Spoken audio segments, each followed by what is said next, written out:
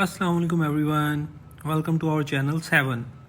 آج کی اس ویڈیو میں ہم دیکھیں گے دنیا کے 7 خطرناک ترین سیریل کلرز کے بارے میں۔ Before we start the video please click the subscribe button and like this video.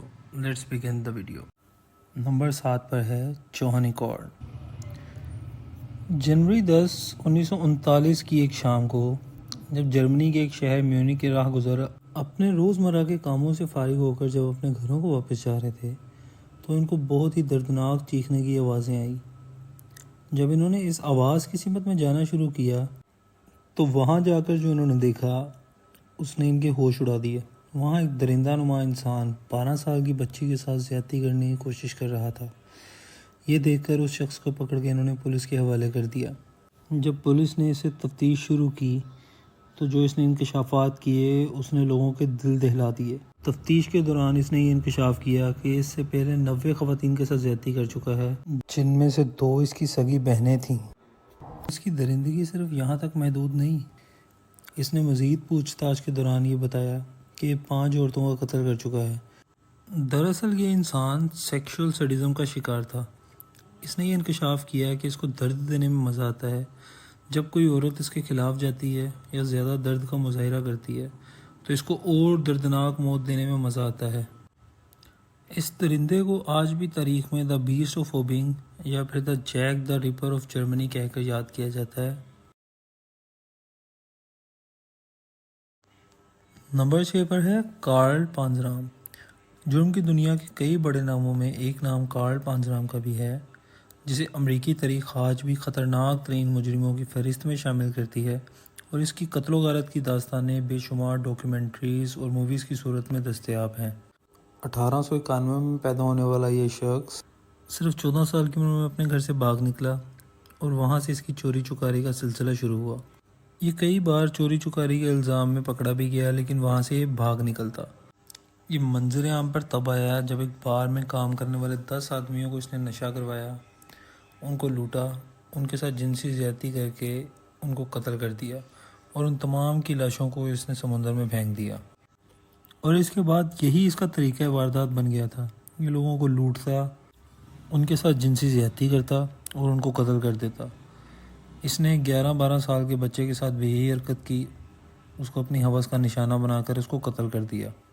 1928 میں ایک ڈینٹسٹ کے گھر چوری کرتا ہوا یہ پکڑا گیا، اور جب پولیس نے اس سے تفتیش کی تو اس نے انکشاف کیا کہ 21 مردوں کو قتل کر چکا ہے اور تقریباً 1000 مردوں کے ساتھ جنسی زیادتی کر چکا ہے۔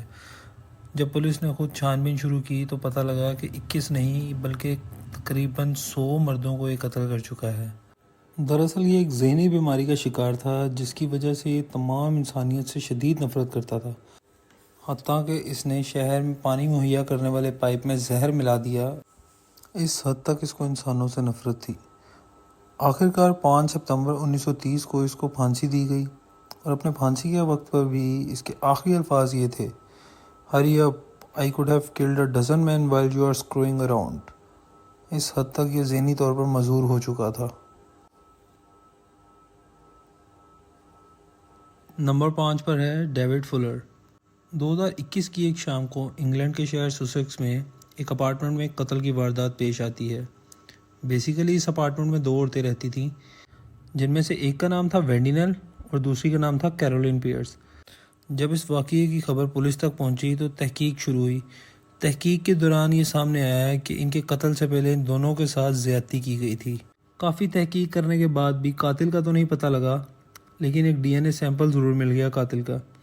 2007 میں بھی اس سے ملتا جلتا ایک واقعہ پیش آیا تھا جس میں ایک عورت کے ساتھ قتل اور زیادتی کا معاملہ ہوا تھا۔ تب بھی پولیس قاتل کو نہیں ڈھونڈ پائی تھی، لیکن وہاں اس کا ایک DNA سیمپل ضرور ملا تھا۔ جب یہ دونوں DNA سیمپلز کو میچ کیا گیا تو پتہ لگا یہ دونوں ایک ہی شخص کے ہیں۔ اور دوسری طرف ٹنبرج ویلز ہاسپٹل میں کام کرنے والا ڈیوڈ ایک نرس کے قتل کے الزام میں پکڑا جاتا ہے، اور جب تحقیق کے دوران وہ دونوں DNA سیمپلز اس کے DNA سیمپل کے ساتھ میچ کیے گئے تو پتہ لگا کہ یہ دونوں DNA سیمپلز اور وہ دونوں قتل ڈیوڈ نے ہی کیے تھے۔ اور جب اس سے تفتیش کی گئی تو اس کے انکشافات نے لوگوں کے دل دہلا دیے۔ سامنے آیا کہ نہ صرف زندہ عورتیں بلکہ مردہ خانہ میں پڑی لاشیں بھی اس کی ہوس کا نشانہ بن چکی تھیں۔ مزید تفتیش کے بعد پولیس کو اس کے لیپ ٹاپ میں کئی عورتوں کی تصاویر اور ویڈیوز ملی دراصل ایک ذہنی بیماری کی وجہ سے یہ نیکروفائل بن چکا تھا، جس وجہ سے یہ لاشوں کے ساتھ جنسی زیادتی میں ملوث رہا۔ بیورلی ایلیٹ 1968 میں پیدا ہونے والی یہ عورت پیشے سے ایک نرس تھی، جسے آج اینجل آف ڈیتھ کہہ کر بلایا جاتا ہے۔ اس کی کہانی کی شروعات فیبروری 1991 سے ہوئی، جب گرنتھم ہاسپٹل میں عجیب و غریب وجوہات کی وجہ سے بچوں کی اموات کا سلسلہ شروع ہوا۔ جب ایک بچے کی موت ہارٹ اٹیک کی وجہ سے ہوئی تو ہسپتال کی انتظامیہ نے مشکوک ہو کر پولیس کو بلا لیا، اور تفتیش کے دوران پتہ لگا کہ ہر بچے کی موت کے وقت بیورلی ایلیٹ ہی آن ڈیوٹی نرس تھی۔ تو شک کی بنا پر بیورلی ایلیٹ کو زیر حراست لیا گیا، اور جب اس سے تفتیش شروع ہوئی تو معلوم ہوا کہ اب تک 13 بچوں کو یہ اپنی وحشت کا نشانہ بنا چکی تھی، جن میں سے 4 کی اموات ہوئی اور 6 بری طرح زخمی ہو چکے تھے۔ اس طرح اس نے کئی معصوم جانیں لے کر کئی بیچاری ماؤں کی گودیاں اجاڑ دی۔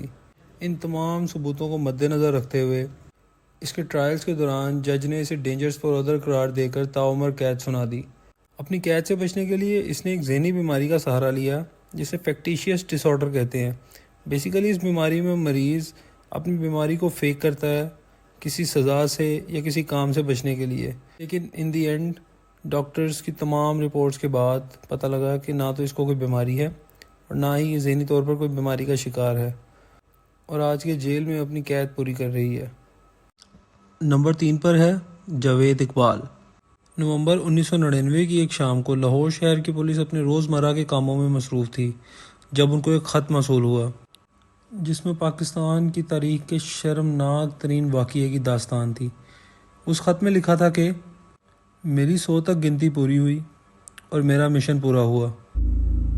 ان میں سے 3-4 بچے گھروں کو واپس آ گئے، پھر آپ کا سارا یہ کوئی نہیں آئے گا۔ کس طرح آپ کہتے ہیں کوئی نہیں آئے گا؟ اس نے لکھا تھا کہ میں سینکڑوں ماؤں کو رلاؤں گا اور ان کے بچوں کو گٹر کے ذریعے اگلے جہان میں پہنچاؤں گا۔ اس خط میں اس نے اپنے ایک ایک قتل کی ڈیٹیل اور آخر میں ایک مکان کا پتہ لکھا تھا۔ جب پولیس اس مکان پر پہنچی تو یہ سامنے اپنے سر پر بندوق رکھے بیٹھا تھا اور پولیس کو جانے کو کہا۔ پولیس کو لگا یہ کوئی مذاق ہے تو بغیر تفتیش کے آ گئی، جبکہ اس کے کچھ دنوں بعد ہی ایک نیوز چینل کے باہر ایک پیکج رکھا جاتا ہے جس میں وہی خط پڑا ہوا تھا کہ میرا یہ پیغام اخباروں میں چھپے، دنیا تک پہنچے۔ جب وہ نیوز چینلز کے رپورٹرز اس گھر تک پہنچتے ہیں تو اس گھر میں ان کو کچھ ایسڈز، کئی بچوں کی لاشیں اور کئی ان کے ٹکڑے ملتے ہیں، اور وہاں ان کو ایک خط ملتا ہے جس میں لکھا تھا کہ اقبال اب خودکشی کرنے جا رہا ہے۔ لیکن ٹھیک 1 مہینے کے بعد وہ ایک نیوز چینل پر آتا ہے، اپنا کنفیشن دیتا ہے اور سرنڈر کر دیتا ہے۔ جب تفتیش ہوئی تو اسے پتہ لگا کہ پولیس نے ایک بار اسے غلط الزام میں پکڑ لیا تھا، جس کے غم میں اس کی ماں فوت ہو گئی تھی۔ تو اس نے ایک عزم کیا تھا کہ وہ 100 ماؤں کو رلائے گا اور 100 بچوں کا قتل کرے گا۔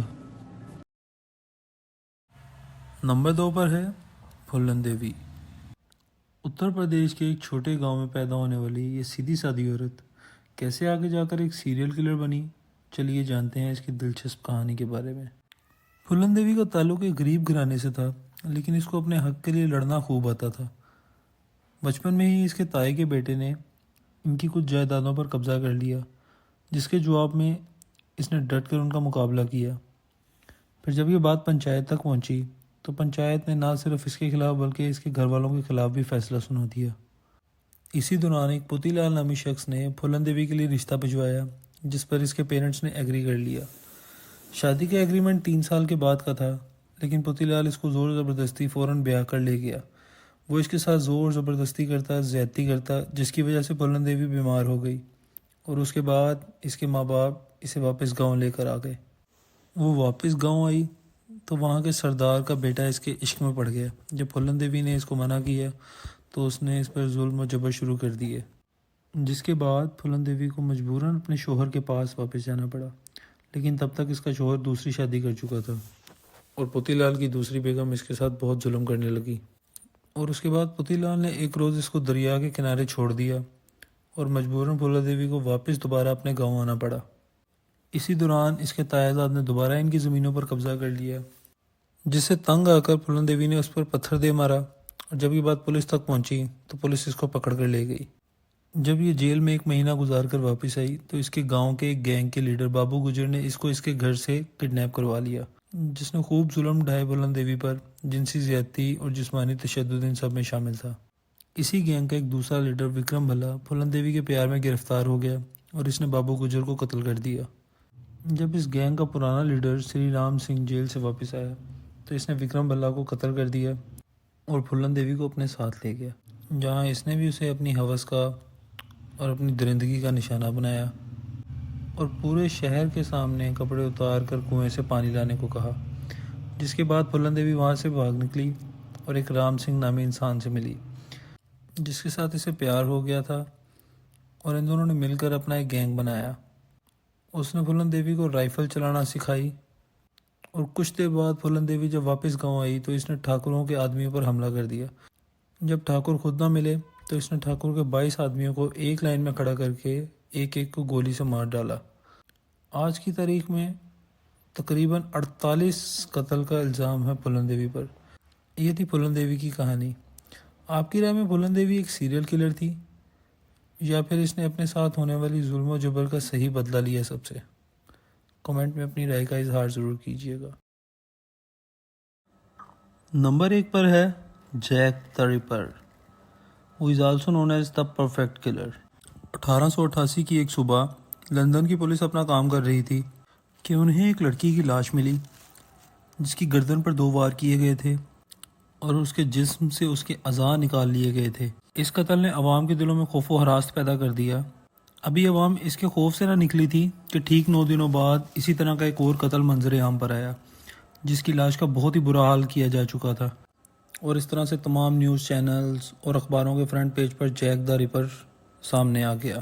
اس کے بعد جیک دی ریپر نے ایک ہی رات میں 2 قتل کیے اور اس کے بعد پھر 2 اور۔ جیک دی ریپر مینلی پروسٹیٹیوٹس کو اپنا نشانہ بناتا اور ان کو قتل کر کے ان کی باڈیز کو بری طرح سے میوٹیلیٹ کر دیتا، ان کے جسم کے اعضاء تک نکال لیتا۔ اس تمام درندگی کے بعد اس نے پولیس کو ایک خط بھیجا جو خون سے بھرا ہوا تھا اور خط کے ساتھ آدھی کڈنی بھیجی، اور اس خط میں لکھا تھا کہ آدھی کڈنی میں کھا چکا ہوں۔ اس کے قتل و غارت کرنے کا طریقہ اتنا خوفناک تھا کہ نہ تو وہ بیان کیا جا سکتا ہے اور نہ ہی وہ دکھایا جا سکتا ہے۔ اس نے عوام کے دل میں لمبے عرصے تک اپنا ڈر بٹھائے رکھا۔ جیک دی ریپر کو کبھی پکڑا نہیں گیا، حالانکہ 1988 سے لے کر اب تک کئی سو لوگ اپنے آپ کو جیک دی ریپر کلیم کر چکے ہیں، لیکن آج تک کبھی یقیناً طور پہ جیک دی ریپر کو آئیڈینٹیفائی نہیں کیا گیا۔